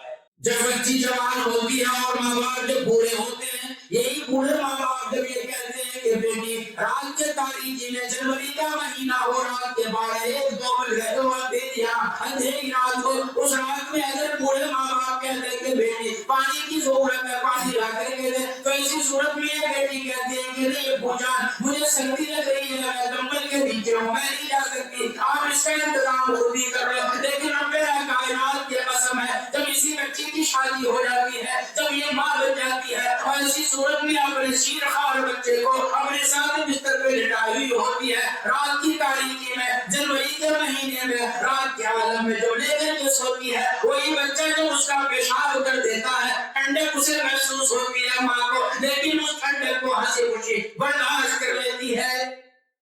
ہوتا نہیں ہوتا ایسا؟ اتنی محنت ہے اپنے بچوں کے اوپر ماں اور باپ کا۔ ہم اور آپ بھی ایک دن بچے رہیں گے، ہمارے اور آپ کے ماں نے بھی اسی طریقہ اور محنت سے ہم لوگوں کی پرورش کی ہے اور یہاں تک ہمیں اور آپ کو پہنچایا ہے۔ اسی ماں اور باپ جب بڑھاپے کے عالم میں پہنچ جاتے ہیں تو بچہ اس طریقہ پر بیویوں کے باتوں میں آ کر کے اپنے ماں اور باپ کو گھر سے باہر نکال دیتے ہیں، یا پھر ان کے لیے مکمل طور پہ الگ روم بنا کر کے اسی کے اندر تیار کر دیا جاتا ہے۔ رب کائنات کی قسم ہے ماں اور باپ کو ستانے والا انسان اس طریقہ پر دنیا کے اندر عذاب کے اندر مبتلا ہوتا ہے کہ یہ ایسا عذاب ہے کہ اللہ تبارک و تعالیٰ اس گناہ کے اندر مبتلا ہونے والے کو دنیا کے اندر ہی عذاب میں مبتلا کر دیتا ہے۔ چنانچہ حضرت امام غزالی رحمۃ اللہ علیہ نے ایک واقعہ لکھا ہے خطبات دین پوری کے اندر۔ امام غزالی رحمۃ اللہ علیہ نے خطبات دین پوری کے اندر مولانا عبد الشکور صاحب خطبات دین پوری تقریر کی کتاب ہے، ان کی جلد 2 کے اندر ایک واقعہ لکھا گیا ہے۔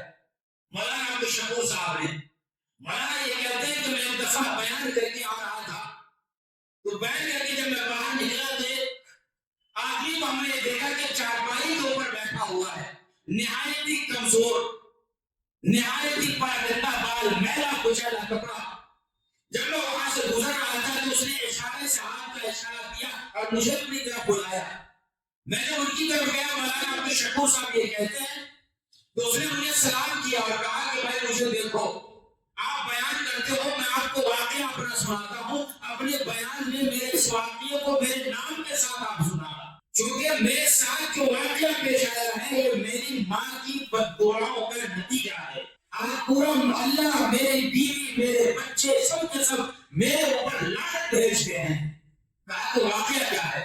کہا کہ میں بڑا مالدار آدمی تھا، نہایت ہی مالدار آدمی تھا، لیکن ہمارے اندر ایک خامی یہ تھی کہ میں گناہوں کے اندر مبتلا رہتا تھا، رات رات بھر فلم دیکھا کرتا تھا، اور رات کو جب دیر سے آتا میری ماں میرا انتظار کر رہی ہوتی، اور آنے کے بعد مجھے غصہ بھی کرتی، اور روزانہ میں کہتا کہ مجھے کھانا دو تو وہ کھانا بھی لا کر کے دیتی۔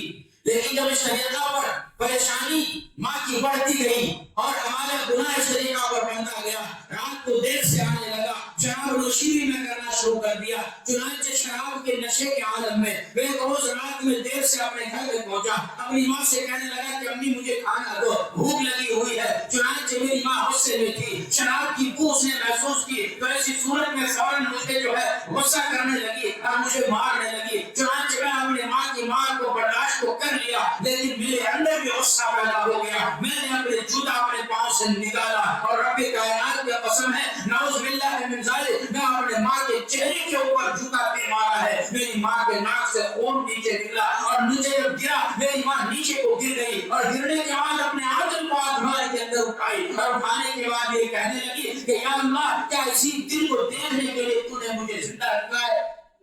میں نے اپنے بیٹے کو بچپن میں جو ہے پرورش کی، اسے پالا ہے، اسے پوسا ہے، اور اس کے بعد اس قابل بنایا ہے کہ وہ مالدار ہو، اور اللہ کی تمام نعمتیں انہیں حاصل ہو، تمام چیزیں جب حاصل ہو گئی ہے تو کیا یہ میرا بیٹا اپنے جوتا سے میرے سر کے اوپر مار رہا ہے؟ کیا یہی دن دکھانے کے لیے تو نے ہمیں زندہ رکھا تھا؟ میں زندہ رہنا نہیں چاہتی، یا اللہ تو مجھے موت دے دے، اور میری موت سے پہلے تو ایسا کرنا کہ میرے اس بیٹے کو اس دنیا کے اندر ان کو ایسی سزا دینا کہ عبرت کی نشان بن جائے۔ رب کائنات کے قسم ہے، وہ آدمی روتا روتا حضرت مولانا عبدالشکور صاحب سے یہ کہہ رہا ہے کہ اس طریقہ پر میری ماں نے بد دعا کرتی، 3-4 روز کے بعد میری ماں کا تو انتقال ہو گیا، میری ماں کا انتقال ہو گیا، تجہیز و تکفین ہم نے کر دیا، لیکن اس کے بعد جب رات میں آ کر کے سویا اور صبح اٹھا کہ میرے پاؤں کے اندر درد محسوس ہوا، وہ درد اس طریقہ پر تیز ہوا بڑھتا چلا گیا، میرے پاؤں مکمل طور پر سوج گئے، میں ڈاکٹر کے پاس گیا، ایک کے پاس گیا، اس نے دوا لکھی، کوئی اثر نہیں کیا، دوسرے ڈاکٹر کے پاس گیا، اس نے جانچ لکھ دی، جانچ کے اندر جو ہے وہ کینسر نکلا ہے، اور کینسر کے اندر اس طریقہ پر میں بیماری میں مبتلا ہوا کہ اس کا علاج ڈاکٹر نے یہ کہا کہ تمہیں پاؤں کاٹنے پڑیں گے، پاؤں اگر نہیں کاٹیں گے پورے بدن کے اندر یہ بیماری پھیل جائے گی۔ اب میرا پاؤں کٹا ہوا ہے، یہ بینڈیج بنا ہوا ہے، یہ سے کھولنے کے بعد دیکھا اسے پیپ رس رہا ہے، خون رس رہا ہے، بدن کے اوپر گوشت نہیں ہے، پورے بدن کے اوپر جو وہ پورا وہ بیماری پھیل چکی ہے۔ وہ آدمی روتے روتے یہ کہتا ہے وہ بیٹا کہ میری بیوی مجھ سے خلا لے لی اس بیماری کی وجہ سے، مجھ سے وہ دور ہو گئی، میرے جو بچے ہیں، میرے جو بیٹے ہیں، میری جو بیٹیاں ہیں، وہ ہمارے قریب نہیں آتی، وہ بڑا بازو گھر کے اندر رہتی ہے، میں اسے بلاتا ہوں، لیکن وہ کہتے ہیں کہ نہیں، جو اپنی ماں کا نہیں ہو سکا وہ میرا کیسے ہو سکتا ہے؟ لیکن جو بیٹا اور بیٹی اپنے باپ کے ساتھ یہ حال کر رہے ہیں، ان کا حال بھی وہی ہونے والا ہے۔ میرے دوستوں، اسی بیماری کے اندر تڑپ تڑپ کر کے بڑھ گیا وہ، محلے والے انہیں ذرا برابر عزت نہیں دیتے تھے، دور سے ہی گھر والے کھانا کتوں کو کیسا ڈالتے ہیں اسی طریقہ پر وہ آدمی خود کہتا ہے کہ ہمارے یہ گھر والے، ہمارے یہ کیا کہتے ہیں بچے جو ہمیں کھانا دیتے تھے، وہ دور سے کتوں کو کیسا کھانا ڈالتا ہے ویسے ہی ڈال کر کے چلا جاتا، میرے قریب نہیں آتا۔ رب کائنات کی قسم ہے، علماء کرام نے بیان فرمایا کہ والدین کا سکھانے والا ایسا ہے کہ جب وہ اپنے ماں باپ کو سکھاتا ہے تو اس کی سزا اللہ تبارک و تعالیٰ کو سکھانے والے کو دنیا کے اندر ہی دے دیتا ہے۔ جیسی کرنی ویسی بھرنی، نہ مانے تو کر کے دے، جنت بھی ہے دوزخ بھی ہے، نہ مانے تو بچ کے دے۔ جیسا آپ اپنے ماں باپ کے ساتھ سلوک کریں گے ویسا ہی سلوک آپ کی اولاد بھی آپ کے ساتھ کرے گی۔ فرمایا نبی کریم صلی اللہ علیہ وسلم نے کہ جب نبی کریم صلی اللہ علیہ وسلم کے پاس حلیمہ سعدیہ کا ذکر ہوا تو آپ کے آنکھوں سے آنسو جاری۔ جب ایک وقت میں نبی کریم صلی اللہ علیہ وسلم کے پاس کسی نے آ کر کے اطلاع دی کہ کوئی خاتون آئی ہوئی ہے، اس نے یہ دعویٰ کیا ہے کہ محمد مصطفیٰ میرا بیٹا ہے، میں اس کی ماں ہوں۔ نبی کریم صلی اللہ علیہ وسلم آگے بڑھے، دیکھا کہ حلیمہ سعدیہ ہے جنہوں نے بچپن میں آپ کو دودھ پلایا تھا۔ نبی کریم صلی اللہ علیہ وسلم آگے بڑھ کر کے گئے، اپنے بدن مبارک سے چادر کو نکالنے کے بعد نیچے زمین کے اوپر بچھا دیا، کہا مجانا پھر چادر کے تشریف لائے اور بیٹھے۔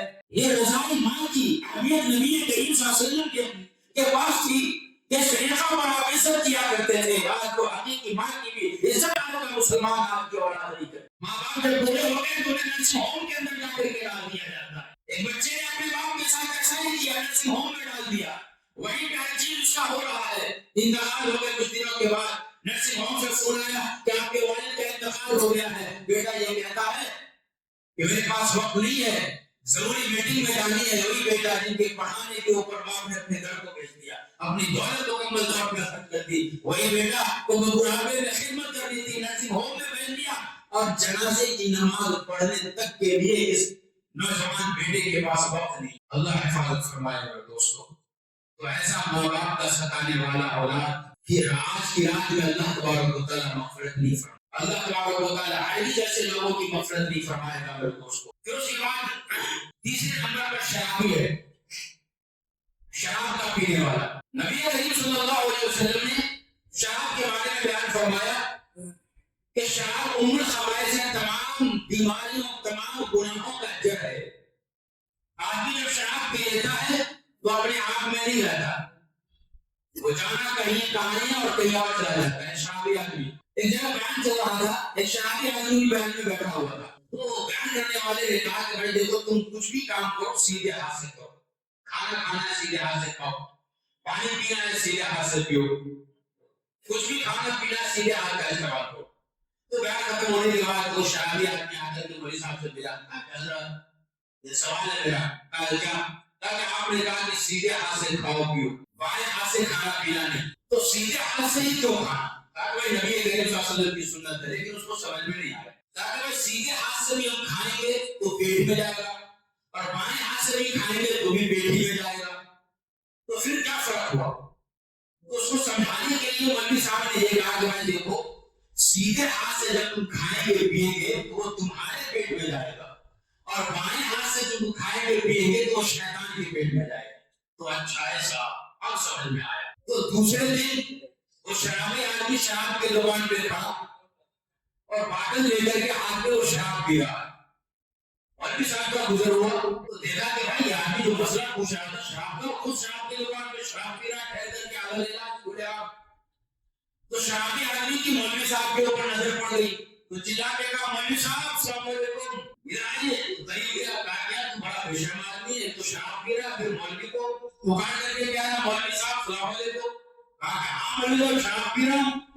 تو مولوی صاحب نے کہا شراب تو پینا حرام ہے، اللہ نے اسے حرام کرا دیا، تم کیوں پی رہے ہو؟ کہا کہ مولوی صاحب آپ صرف شراب پی رہے وہ دیکھ رہے ہیں، لیکن میں کون سے ہاتھ سے پی رہا ہوں وہ نہیں دیکھ رہے۔ آپ نے جو کہا تھا کہ بائیں ہاتھ سے سیدھے ہاتھ سے پیو گے تو تمہارے پیٹ میں جائے گا، اور بائیں ہاتھ سے پیو گے تو شیطان کے پیٹ میں جائے گا، اس لیے میں بائیں ہاتھ سے پی رہا ہوں اور سوچ رہا ہوں کہ اتنا پی لوں کہ شیطان کو ہمیشہ کے لیے بے ہوش کر دوں۔ تو جو شراب پینے والا ہوتا ہے شراب کی نشے میں ذرا برابر ان کی عقل کام نہیں کرتی۔ تو میرے دوستوں جو شراب کا عادی ہے، اور صرف شراب ہی بلکہ ہر وہ نشہ آور چیز جس کے پینے کی وجہ سے انسان کی عقل ختم ہو جاتی ہو، وہ تمام چیزیں اس کے اندر شامل ہیں۔ تو ہر ایسے نشہ کا استعمال کرنے والا آج کی رات میں اللہ تبارک و تعالیٰ ان کی بخشش نہیں کرے گا۔ اس لیے اگر ہم میں سے کوئی بھی انسان ایسا ہے تو وہ اس وقت میں توبہ کر لے، اللہ تعالیٰ توبہ کو قبول فرمائے گا۔ اس کے بعد چوتھا شخص ہے رشتہ داری کو توڑنے والا۔ آج ایسا بہت ہوتا ہے، تھوڑی سی بات ہو گئی رشتہ داروں میں تو بات مکمل طور پہ ختم۔ اگر کوئی رشتہ داری کا توڑنے والا ہے، بات بند کر لینے والا ہے بغیر کسی وجہ کے، تو نبی کریم صلی اللہ علیہ وسلم نے ارشاد فرمایا، ایک دفعہ اللہ کے نبی صلی اللہ علیہ وسلم محفل پہ بیٹھے ہوئے، محفل ختم ہونے والی ہے تو آپ نے کہا کہ ہمیں دعا کرنی ہے، تو دعا کرنے سے پہلے اللہ کے نبی نے اعلان کیا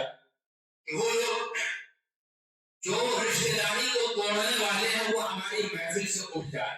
چونکہ میں ابھی دعا کرنے والا ہوں اور رشتہ داری کو توڑنے والا اگر محفل کے اندر ہو تو اس محفل کی دعا کو اللہ قبول نہیں فرماتا. یہ کون کہہ رہے ہیں؟ نبی کریم صلی اللہ علیہ وسلم. جب آقا صلی اللہ علیہ وسلم کی دعا رشتہ داری کو توڑنے والا اگر بیٹھا ہو ان کی محفل میں تو ان کی دعا قبول نہیں ہوتی تو بھائی ہم اور آپ کس خیر کے مرید؟ نبی کریم صلی اللہ علیہ وسلم کے پاؤں کے دھول کا لاکھوں حصہ جو ہوگا ان کے برابر بھی نہیں ہے. تو ہم میں سے ہر کوئی شکایت کرتا ہے کہ اس مولوی کی دعا قبول نہیں ہوتی, اس کی دعا میں تاثیر نہیں ہے. لیکن میرے بھائی نبی کریم صلی اللہ علیہ وسلم نے ارشاد فرمایا کہ نبی کریم صلی اللہ علیہ وسلم کی دعا کے اندر بھی تاثیر اس وقت میں آئے گی جب رشتہ داری کا توڑنے والا ان کی محفل سے اٹھ کر بھاگ جائے. تو جب نبی کریم صلی اللہ علیہ وسلم کی دعا میں تاثیر نہ آئے تو پھر عام مولویوں کی دعا میں کہاں سے تاثیر آئے؟ اس لیے اگر رشتہ داری کا توڑنے والا تھوڑی تھوڑی سی بات پہ باتوں کو بند کرنے والا ہو تو ہمیں چاہیے کہ ہم ان تمام چیزوں سے توبہ کر لیں اور جس کسی سے ہم نے بات بند کی ہے ہم فوراً سے بات جو ہے تعلقات قائم کر لیں اور بات ان سے کرنا شروع کر دیں. اور اس کے بعد دیکھیے ایک اور شخص ہے, پانچواں شخص جس کو جو زانی ہے, زنا کرنے والا. مطلب یہ ہے کہ میاں بیوی کا جو رشتہ ہوتا ہے وہ غیر محرم لڑکیوں اور پھر غیر محرم لڑکوں کے ساتھ اس طریقہ پر تعلقات کا بنانے والا. اس مبارک رات کے اندر اللہ تبارک و تعالیٰ ان کی بخشش نہیں فرمائے گا. نبی کریم صلی اللہ علیہ وسلم معراج کے سفر میں ہیں. آقا صلی اللہ علیہ وسلم نے ارشاد فرمایا کہ مجھے قوم کے اوپر سے گزارا گیا. ایک جگہ آگ جل رہی تھی, اس کے اندر نوجوان بچے اور بچیاں مکمل طور پہ حالت میں ہیں. آگ کے اندر اس طریقہ پر جا رہے ہیں, آگ کی تپش میں اوپر کو جا رہے ہیں, پھر نیچے کو بھی آ رہے ہیں. نبی کریم صلی اللہ علیہ وسلم نے پوچھا کہ بھئی ابھی یہ کون لوگ ہیں؟ آقا صلی اللہ علیہ وسلم کو یہ بتلایا گیا کہ یہ آپ کی امتی کے وہ لوگ ہیں جو دنیا کے اندر مکمل طور پہ زنا کے اندر اپنی زندگی کو گزارا کرتے تھے. اس طریقہ پر ان کو عذاب دیا جائے گا. اور نبی کریم صلی اللہ علیہ وسلم نے ارشاد فرمایا کہ جب زانی زنا کر رہا ہوتا ہے ایمان اس کے سینے میں نہیں ہوتا. جب شراب پینے والا شراب پی رہا ہوتا ہے ایمان اس کے سینے سے نکل جاتا ہے, معلق رہتا ہے, فضا جاتا ہے. اب اس کی حالت میں اگر اس کا انتقال ہو گیا تو پھر کفر کی حالت میں اس کی موت ہوتی ہے. اس لیے میرے دوستو ہمیں چاہیے کہ ہم میں سے اگر کوئی ایسا شخص ہے تو وہ توبہ کر لے, اللہ تعالیٰ توبہ کو قبول فرمائے گا. اس کے بعد میرے دوستو چھٹا آدمی حسد کرنے والا. حسد بہت ہی بڑی بیماری ہے. حسد جو ہے بہت ہی بڑی بیماری ہے. تقریباً لوگ اس کے اندر مبتلا ہوتے ہیں کہ ان کے پاس بڑے لوگوں کے ساتھ اٹھنا بیٹھنا ہے تو دل میں حسد جلن پیدا ہو گیا ہے, یار کچھ نہ کچھ ایسا کرنا ہے, کھینچنا ہے اس کی ٹانگ, ان کی ٹانگ کھینچیں گے. اور ہم مسلمانوں کی عادت ہے کہ ہم ایک دوسرے کے ٹانگ کھینچنے میں لگے رہتے ہیں, اس واسطے ہم آگے نہیں بڑھتے. ایک واقعہ یاد آیا, ایک صاحب نے گدھے کا اور کتے کا دوڑ کا مقابلہ کرا دیا کہ جو دونوں کے دوڑ میں جیتے گا وہ اس کیا کہتے ہیں بادشاہ بنے گا, وہ کرسی کے اوپر بیٹھے گا. سارے کے سارے لوگ کتے کے پاس چلے گئے کہ کتا صاحب آپ تو کیسے بھی جیتی جاؤ گے کیونکہ آپ تو دوڑنے میں بہت تیز ہو, گدھا تو کیسے بھی ہارنا ہی ہارنا ہے. اس کو پہلے سے مبارکبادی دینا شروع کر دیے تو بیچارہ کتا بھی خوش ہو گیا کہ ہم نے تو جیتنا ہی جیتنا ہے, اب کرسی کے اوپر ہم بیٹھیں گے ہی بیٹھیں گے, حکومت ہماری ہوگی. تو خیر مقابلہ شروع ہوا. کتا جو تیزی سے دوڑنے لگا اور گدھا بھی اپنے چال میں جیسا چلنا تھا وہ چلتا چلا گیا. لیکن دوڑ کا جو وقت متعین تھا, جو نشان جو جگہ متعین تھا کہ یہاں سے دوڑ کر کے وہاں جانا ہے, میڈیا والے وہاں پہ پہلے سے پہنچے ہوئے ہیں. لیکن یہ کیا دیکھا کہ بھائی گدھا سب سے پہلے پہنچ گیا, کتا بعد میں پہنچا. تو اب گدھا جیت گیا اور کتا آ گیا. تو اب کوئی بھی جو ہے لوگ گدھے سے جا کر کے نہیں پوچھا کہ بھائی تم کیسے جیت گئے, کتا سے جا کے پوچھا بھائی کیسے آ گئے. تو کہا کہ بھائی میں کیا بتاؤں, ہمارے قوم کے ہی لوگوں نے ہمیں آنا دیا. کہا وہ کیسے؟ تو کہا کہ جب میں دوڑ شروع کیا اور جب میں دوڑ کر کے آگے بڑا چورستے پہ گیا تو کتے کی عادت ہوتی ہے کہ کہیں اگر دوڑ رہا ہو کہیں پہ اگر رکا, رکنے کے بعد وہ چاروں طرف دیکھتا ہے, پھر اس کے بعد آگے جاتا ہے. تو اتنے میں کسی دوسرے کتے کی اس کی کو نظر پڑ گئی تو ہم سارے والے بھونکنا شروع کر دیے, اکٹھا ہو گئے اور بھونکنے نے تو اس کو آگے بڑھنے نہیں دیا. پھر کسی طریقہ پر بل بنا کر کے دوسرے پڑاؤ پہ گیا, وہاں بھی کتوں سے ملاقات ہوئی, وہ بھی بھونکنا شروع کیا, آگے بڑھنے نہیں دیا. الغرض کہتا ہے کہ ہمارے خود برادری کے لوگوں نے ایسا بھونکا ہے کہ کہ ہمیں کرسی تک پہنچنے نہیں دیا. تو آج ہم مسلمانوں کا بھی حال یہی ہے کہ ہم میں سے اگر کوئی الیکشن لڑنے کے لیے کھڑا ہو جائے تو دوسرے پارٹی والے بھی ہمارے اپنے ہی لوگوں کو اس کے مقابلے میں کھڑا کریں گے اور ووٹ کو تقسیم کر لیں گے کہ بھائی ہمیں ووٹ دو, ہمیں ووٹ دو. ہم مسلمانوں کا حال کیا ہے کہ ہم تبرک کے طور پہ اپنے ووٹ کو تقسیم کر دیتے ہیں. آپ جب کسی درگاہ سے آتے ہیں, کہیں سے آتے ہیں, تو تبرک لے کر کے آتے ہیں, تھوڑا تھوڑا پورے رشتہ داروں میں تقسیم کرتے ہیں. وہی حال ہمارے ووٹوں کا ہو جاتا ہے. گھر میں 5 آدمی ہیں تو 5 پارٹی والوں کو ووٹ جائے گا. ایک کا ووٹ ایک کو جائے گا, دوسرے کا دوسرے کو جائے گا, تیسرے کا تیسرے کو جائے گا. ووٹ ہمارا تقسیم ہم سب خوش, ہم نے آپ کو دیا, ہم کو دیا, اور نتیجہ یہ ہوتا ہے کہ پارٹی ہماری ہار جاتی ہے جس کو ہم جتانا چاہتے ہیں. میں نے کہا میرے دوستوں, تو جو حسد کرنے والے ہوتے ہیں, حاسدین, وہ کسی کو آگے بڑھنے نہیں دیتے, ان کی ٹانگ پکڑ کے کھینچتے ہیں. اور آج کل ایسا ہوتا ہے کہ اگر ہم میں کا کوئی بڑھتا ہے آگے تو اس کی ٹانگ پکڑتے ہیں, کھینچا.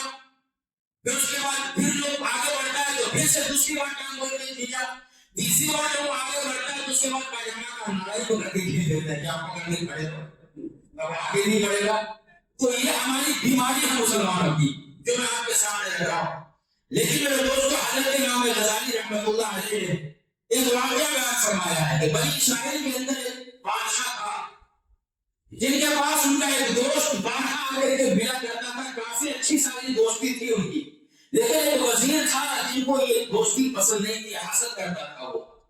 تو بادشاہ سلامت کے پاس جا کر کے کہا کہ بادشاہ سلامت, وہ جو آپ کا ایک خاص آدمی آپ سے ملنے کے لیے آتا ہے وہ نہایت ہی بیکار آدمی ہے. تو کہا کہ کیا بیکار ہے؟ بادشاہ نے کہا کہ بیکار یہ ہے کہ وہ آپ کی ہر وقت برائی کرتے رہتا ہے. جب برائی کرتا ہے تو کہتا ہے بادشاہ سلامت کے منہ سے بدبو آتی ہے. تو میرے منہ سے بدبو آتی ہے, ایسا ہوتا ہے؟ ہاں ایسا بولتا ہے. یہی وجہ ہے کہ آپ کی محفل میں جب آپ غور کریں دیکھے ہوں گے کہ وہ آپ جب آتا ہے تو منہ کے اوپر کپڑا باندھ کر کے آتا ہے تاکہ آپ کے منہ کے بدبو سے وہ اپنے آپ کو بچا سکے. کہا کہ ایسا؟ تو بادشاہ نے کہا کہ ٹھیک ہے, کل میرے دربار میں اس کو بھیجو. بولو بادشاہ نے تمہیں بلایا ہے. چنانچہ یہ آدمی جو ہے جا کر کے اس کو کہا کہ بھائی بادشاہ سلامت کل صبح تمہیں جو ہے اپنے دربار میں بلایا, تم سے کچھ گفتگو کرنا چاہتے ہیں, لیکن آج رات میں میرے گھر میں آپ کی دعوت ہے, آپ ہمارے پاس آ کر کے کھانا کھاؤ. چنانچہ کہا کہ ٹھیک ہے, اس کے گھر میں کھانا کھانے گئے. سالن کے اندر لہسن اس قدر تیز ڈال دیا, زیادہ ڈال دیا کہ جب وہ کھایا تو لہسن کی بدبو اس کے منہ سے آنے لگی. اب صبح بادشاہ کے پاس جانا ہے, منہ کی بدبو ختم نہیں ہو رہی ہے لہسن کی, تو اس نے کیا کیا, اپنے منہ کے اوپر کپڑا باندھ لیا اور بادشاہ کے پاس پہنچ گیا. بادشاہ دیکھا کہ واقعہ نہیں اپنے منہ پہ کپڑا باندھ کے آیا, وہ وزیر میرا کہہ رہا تھا, یہ تو بالکل درست صحیح کہہ رہا تھا. کہا کہ ایسا, ان کی بات میں سچائی ہے. اس نے یہ جو ہے لیٹر لکھا, اس کو ایک لفافے کے اندر پیک کیا, اس کے اوپر مہر لگا دیا کہ آپ نے کھولنا نہیں ہے, فلاں وزیر کو جا کر کے دو, وہ کھولے گا. چنانچہ بیچارہ خوش ہو گیا کہ یار بادشاہ کوئی بات سے بولا تھا, مجھے کچھ انعام دینا چاہ رہا ہے, اس انعام کا آرڈر اس کے اندر لکھا ہوا ہے. وہ جب لے کر کے آ رہا تھا تو اس وزیر سے ملاقات ہوئی جس نے حسد کے نیت سے بادشاہ کے پاس شکایت کی تھی. تو وہ وزیر دیکھ کر کے پریشان ہو گیا کہ یار اس آدمی کو تو میں نے ایسا ایسا بادشاہ کے پاس بھیجا تھا, اسے تو قتل کر دینا چاہیے تھا, لیکن یہ تو بالکل آرام سے آ رہا ہے. بلکہ بھائی پوچھا کیا بات ہے, کہا کہ بادشاہ نے مجھ سے کچھ باتیں کی, اس کے بعد یہ لفاف دیا ہے, مجھے ایسا محسوس ہوتا ہے کہ اس کے اندر انعام, اس کے اندر کچھ لکھا ہوگا, بادشاہ کے فلاں وزیر کے پاس جا کر کے دے دو, وہ مجھے انعام دے گا. تو وزیر کہنے لگا کہ بھائی تو میرا خاص دوست ہے, آپ تیری دعوت بھی کی تھی, لاؤ یہ لفاف میں لے جا کر کے دیتا ہوں, جو بھی انعام ہوگا میں تمہیں دے دوں گا. کہا کہ ٹھیک ہے لے کے جاؤ. چنانچہ وہ لفاف لے کر کے جس وزیر کے پاس جانا تھا وہاں وہ پہنچا. پہنچنے کے ساتھ اس وزیر نے لفاف کھولا تو کھولنے کے بعد اس کے اندر لکھا ہوا تھا, جو آدمی لفاف لے کے تمہارے پاس آئے تم اس کو قتل کر دو اور اس کا مال نکالو, اس کے اندر بھوسا پڑو اور میرے پاس لے کر جاؤ. اب جب اس کو قتل کرنے لگا تو وزیر پریشان ہو گیا, بھائی مجھے کیوں قتل کر رہے ہو؟ بھائی بادشاہ نے یہی حکم دیا ہے اس کے اندر قتل کرنے کا. تب اس کے اندر ٹھکانے آئی, یار میں نے جو غلط کام کیا تھا, کسی کو ماروانا چاہتا تھا, موت میری ہو رہی ہے, ان کو قتل کر دیا گیا, کھال نکالا گیا, بھوسا پڑا گیا اور پھر بادشاہ کی خدمت میں لایا گیا. تو جب خدمت میں لایا گیا تو وہ آدمی بھی تھا جو جس کو خط دیا گیا تھا, یعنی جو چہرے پہ جو کپڑا باندھ کر کے بادشاہ کے پاس گیا تھا, وہ آدمی کا بادشاہ دیکھ کر پریشان ہوا یا اس کو تو قتل ہو جانا چاہیے تھا، لیکن جس کا لاش میرے پاس لایا گیا یہ تو فلاں وزیر ہے جس نے شکایت ہمارے پاس آ کر کی تھی۔ تو اس آدمی سے پوچھا کہ بھائی کیا ماجرا ہے، تم چہرے کے اوپر باندھ کر کے کپڑا کیوں آئے تھے؟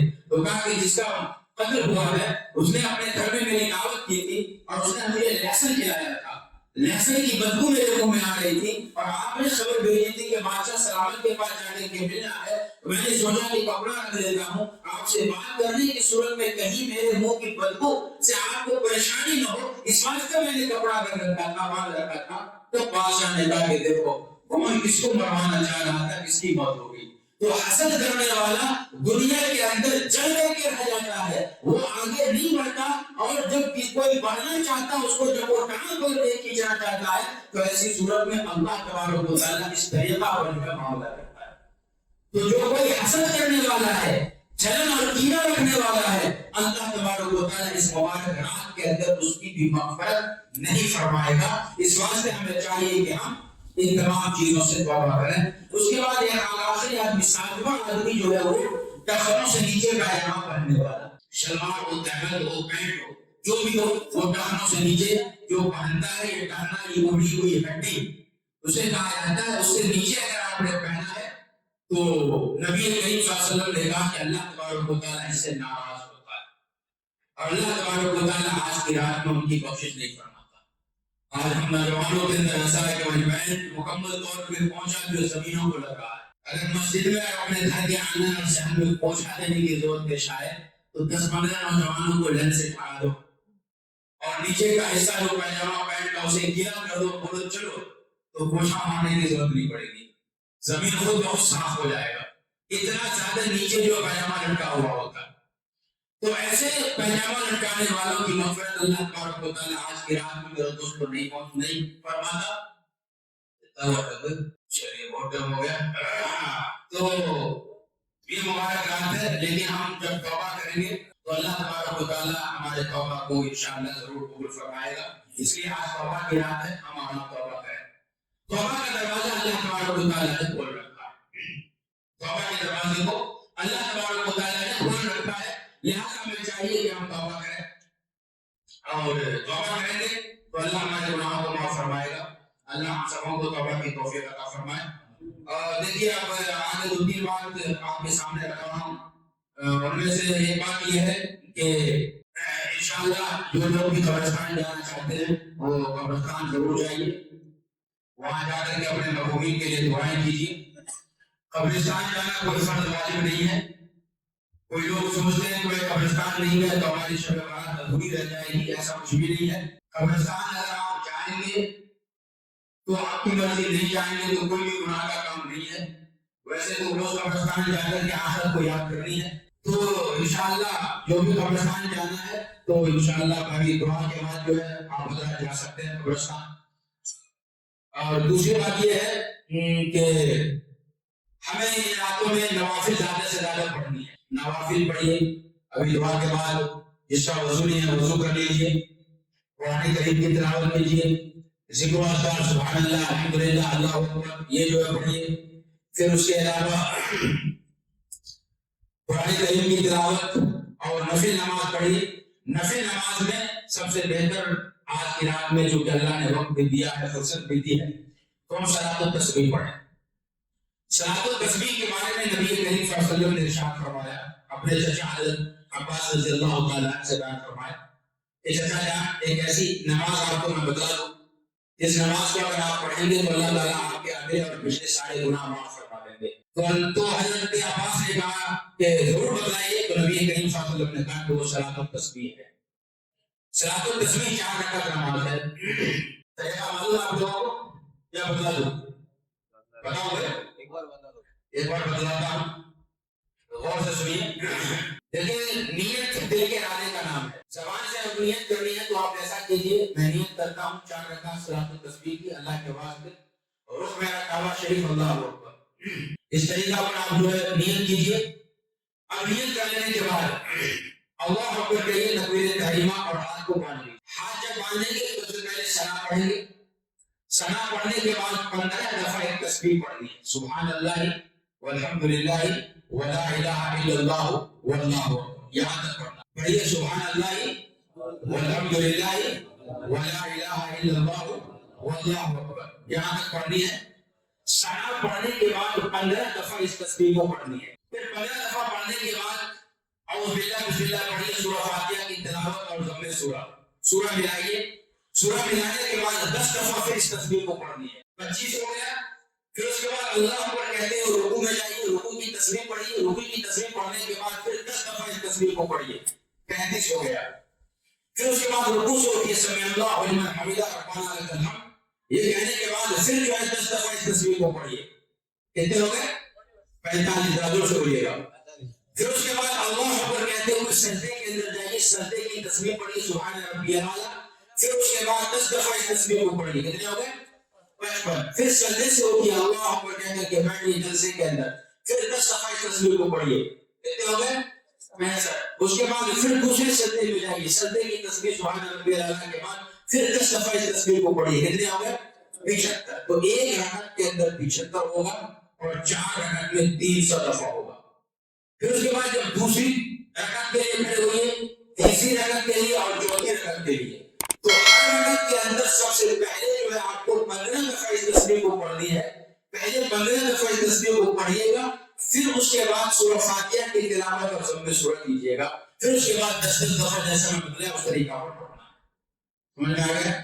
اگر پھر بھی سمجھ میں نہیں آیا ہو تو آج ہی صبح میں نے ایک ویڈیو صلاۃ التسبیح پڑھنے کا طریقہ اپنے یوٹیوب چینل مولانا ایاز عثمانی کے اوپر اپلوڈ کیا ہوں.